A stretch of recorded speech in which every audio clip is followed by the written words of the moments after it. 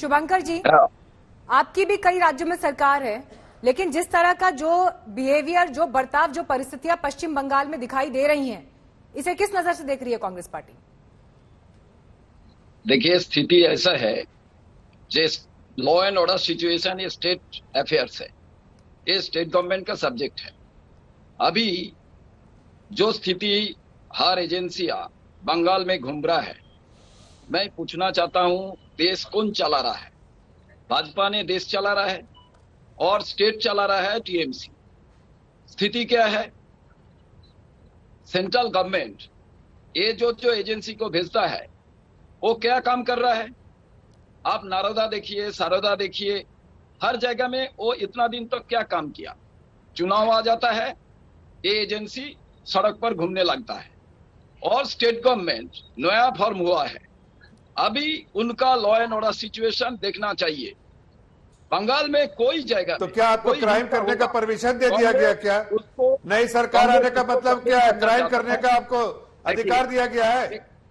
मीनाक्षी जी, crime करने का अधिकार दिया, नई सरकार का क्या मतलब होता है? चला रहा है जफर इस्लाम साहब, एक बार वो कंप्लीट कर लें। तमीज नहीं, मैं तो आपसे सिंपल सवाल कर रहा हूँ। ठीक है, तमीज तो बहुत है मुझे, लेकिन मैं तो आपको बड़े तमीज के दायरे में पूछ रहा हूँ कि भाई नई सरकार का मतलब क्या है? नहीं, अरे तमीज तो बाद में सिखाइएगा। जफर इस्लाम साहब, एक सेकंड वो कंप्लीट कर ले, फिर आप बोलिएगा उसके बाद। एक बार बात हो जाए। शुभंकर जी बोलिए। सवाल कर रहा है, बड़े तमीजदार इंसान से सवाल कर रहा हूँ कि भाई मिस्टर तमीजदार, आप एक बात बताइए। जफर इस्लाम जी, मैं आऊंगी ना आपके पास, आप उसके बाद उनकी बात का जवाब दे दीजिएगा। वो काफी देर से बोल रहे हैं, मेरी आवाज नहीं जा रही थी। ठीक है, वो फर्स्ट हाफ में नहीं बोल पाए थे, कुछ टेक्निकल इशू था उनके एंड पर। प्लीज एक सेकंड, शुभंकर जी कंप्लीट करिए, फिर मैं। आप पूरे स्टेट को बर्बाद करके आप अभी और भी आगे बर्बाद करने की कोशिश जो कर रहे हैं, उसको हम नहीं करने देंगे। वहाँ पर सर देखिए, किसी की आवाज नहीं सुन पाएंगे। एक सेकंड रुक जाइए जफर इस्लाम जी, प्लीज, मेरी आपसे रिक्वेस्ट है, मैं आपके पास आऊंगी सर। देखिए, अभी भी बोलेंगे उसके बाद। एक सेकंड शुभंकर जी, उनको डिसिप्लिन सिखाइए। शुभंकर जी, मेरा सीधा सवाल आपसे ये है, जो परिस्थितियां वहां पर दिखाई दे रही है, ममता बनर्जी का जो रवैया दिखाई दे रहा है, किस बात का डर है मुख्यमंत्री को? मैं जो बताना चाहता हूं, लॉ एंड ऑर्डर, पहला मैं बताया, law and order state subject है। ममता बनर्जी को, सरकार को उसको अच्छा से हैंडल करना चाहिए, ठीक से हैंडल करना चाहिए। साथ साथ में जो एजेंसी जांच करना चाहता है उसको स्पेस देना चाहिए। वो बंगाल में हर जगह में जा सकता है, उसका इंक्वायरी वो कर सकता है, ये हिंदुस्तान का कानून है। पर मैं ये पूछना चाहता हूं, भाजपा सारा देश में जितना एजेंसी हर स्टेट में भेज रहा है, जिधर उनका गवर्नमेंट नहीं है, वो स्टेट गवर्नमेंट का ऊपर जो दबाव डाल रहा है हर समय, आज तो ये सोचना चाहिए। देखिए, कांग्रेस और लेफ्ट, इसको आज समर्थन नहीं मिला। आज भाजपा को सीट मिला है, एमएलए बना है और टीएमसी गवर्नमेंट फॉर्म किया है।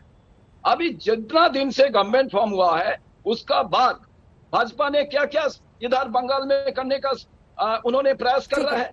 अरे सेंट्रल गवर्नमेंट, जफर इस्लाम जी, वो आप पर आरोप लगा रहे हैं सेंट्रल एजेंसीज के दुरुपयोग का, वो आप पर आरोप लगा रहे हैं सेंट्रल एजेंसीज के दुरुपयोग का। लेकिन एक सवाल जो यहाँ पर उठता है, जो परिस्थितियां वहां पर ग्राउंड पर दिखाई दी, सीआईएसएफ की टीम भी वहां पर मौजूद थी, उनके पास भी हथियार थे, क्या वो सिचुएशन कंट्रोल नहीं हो सकती थी वहां पर?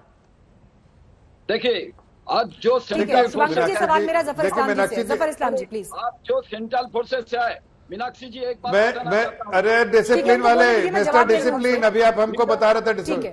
सेंट्रल एजेंसीज के दुरुपयोग का आरोप लग रहा है, और ये बात इससे पहले ममता बनर्जी भी लगातार कहती रही हैं कि जब सेंटर की टीम वहां मौजूद है तो ठीक है। एक सेकंड, सेंटर की टीम भी जब वहां पर मौजूद थी, उन्होंने कोई एक्शन क्यों नहीं लिया?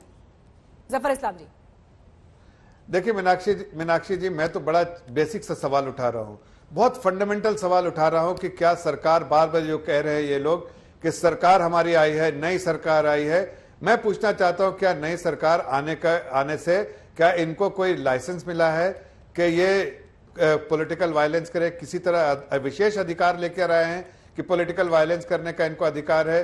क्या ये विशेष अधिकार इनको इस सरकार बनाने में मिला है कि मेजोरिटी से आए हैं तो जो आम नागरिक है, जो इनकी आलोचना करता है, उसको कुचल दें? क्या ये इनको आपके ऊपर ये है कि कुछ मामलों को आप भी हाइप इसलिए करते हैं कि आपके पास एक मुद्दा जीवित रहे वहां पर? मुद्दा जीवित रहे, राजनीति होती बिल्कुल रहे, तो नहीं। इसलिए मैं आप भी कुछ मामलों को हाइप करते देखिए, हैं। ये आरोप डेमोक्रेटिकली TMC आपके ऊपर लगा रही है। नहीं, डेमोक्रेटिकली इलेक्टेड सरकार, डेमोक्रेटिकली इलेक्टेड सरकार को हम बिल्कुल कोई छेड़खानी नहीं करते हैं। लेकिन मैं ये कहना चाहता हूं, जब हमारा कार्यकर्ता मौत के घाट उतारा जाता है तो क्या हम चुप रहें?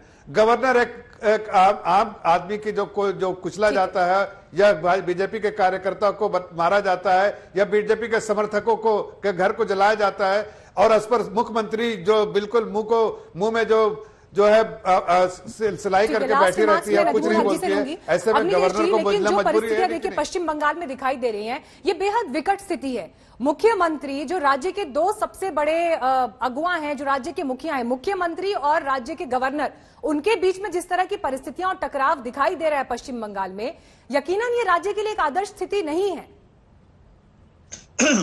मीनाक्षी जी, विपक्ष की सरकार तो राजस्थान में भी है, महाराष्ट्र में भी है, झारखंड में भी है।